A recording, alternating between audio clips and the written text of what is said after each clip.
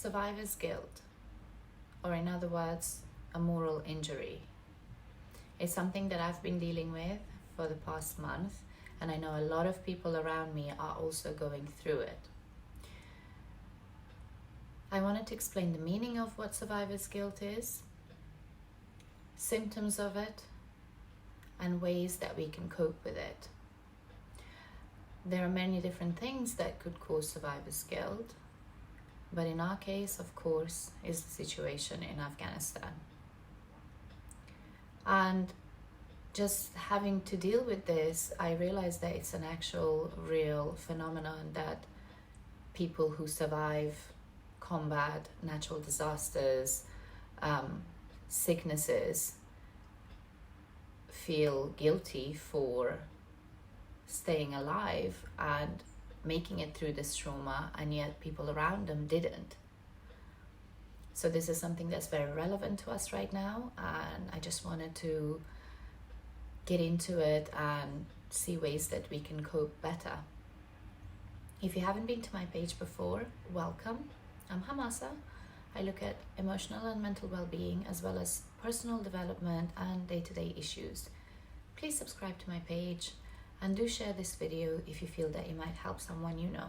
So what is survivor's guilt? Survivor's guilt is reliving a traumatic experience over and over again and thinking why you're the one who survived and other people around you didn't. Through research, psychologists have found that there is 3 compartments to survivor's guilt. The first one is feeling guilty for staying alive, surviving. The second part is feeling guilty for what they could have done. So that comes from the post-traumatic side of it. So once the dust settles, the guilt kicks in as to what you could have done. And the third part is feeling guilty for what you didn't do and what you did do. So for us is the fact that we're now in the West, so we managed to get away, we did that, and we feel guilty for it. For some of the other refugees coming over to the UK, they may feel it by being the ones who managed to get on the plane.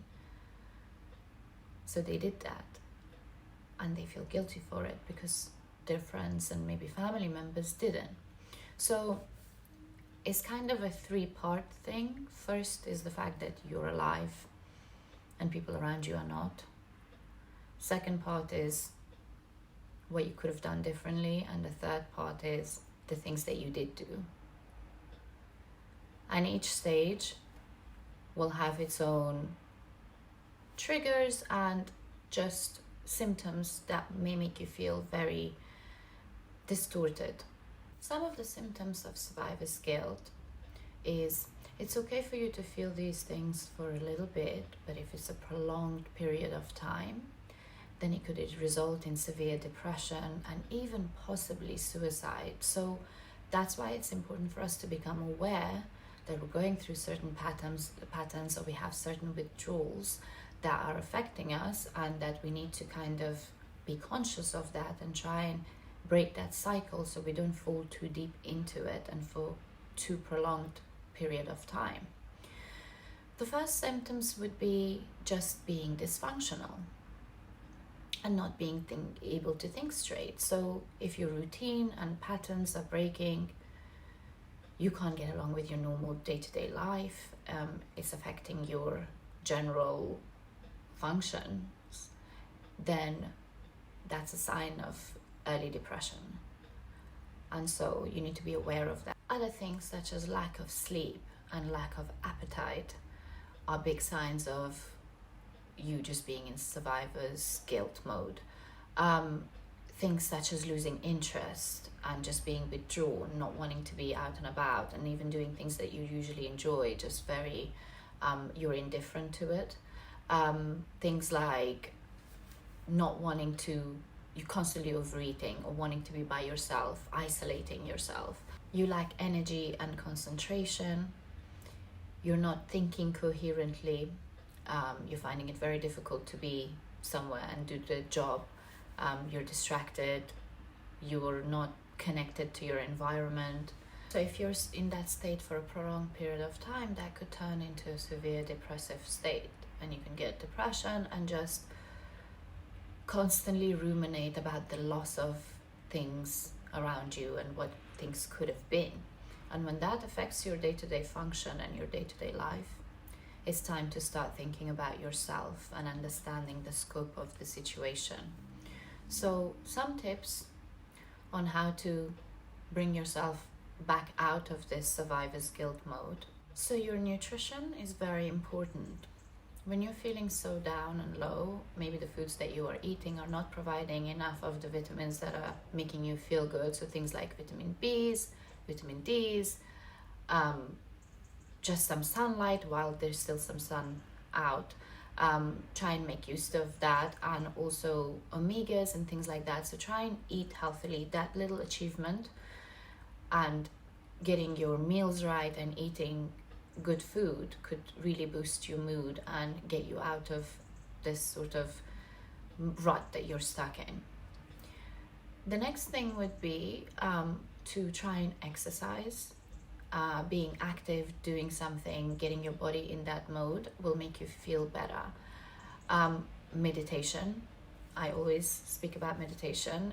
It'll clear your mind, it'll ground you, it'll get you back in your present moment and make you aware of your surroundings and make you center you into who you are, where you are, your purpose and things like that. So if you meditate over time, you can practice to get there and kind of be able to bring yourself back to the present and not relive that trauma that's holding you back. Next thing would be is to stay connected.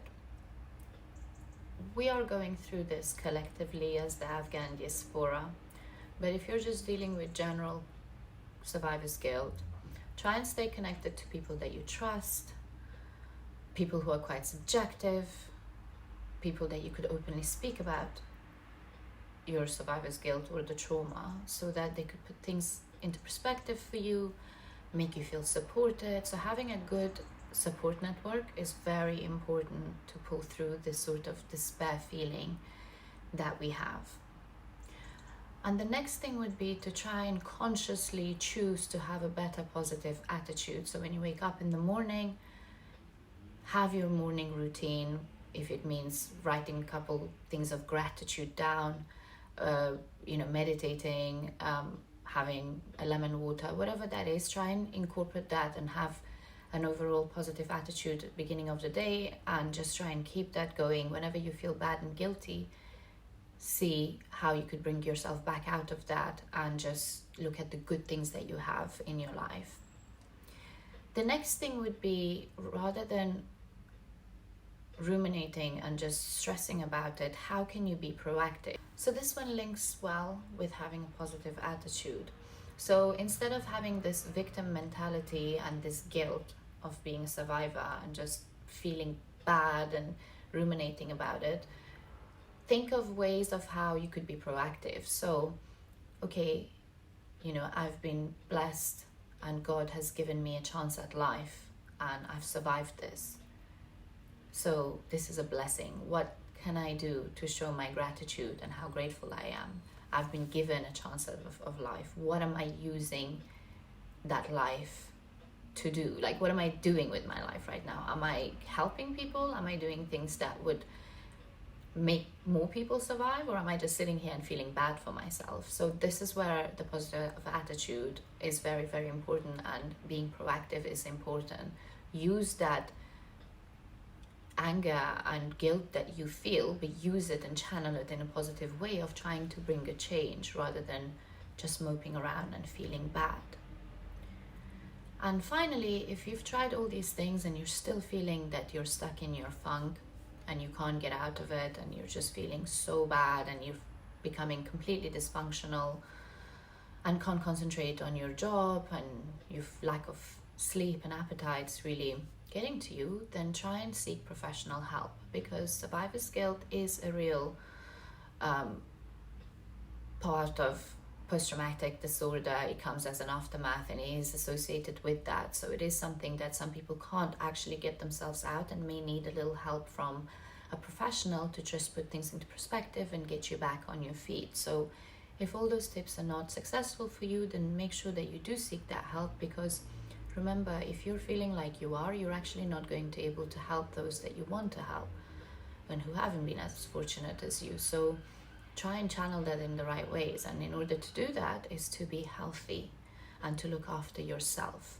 So don't feel bad about doing little things that are making you feel good.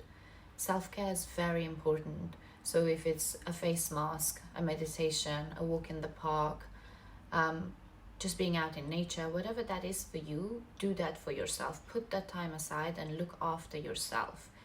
You eating yourself up at home and being dysfunctional isn't going to benefit anyone, especially you.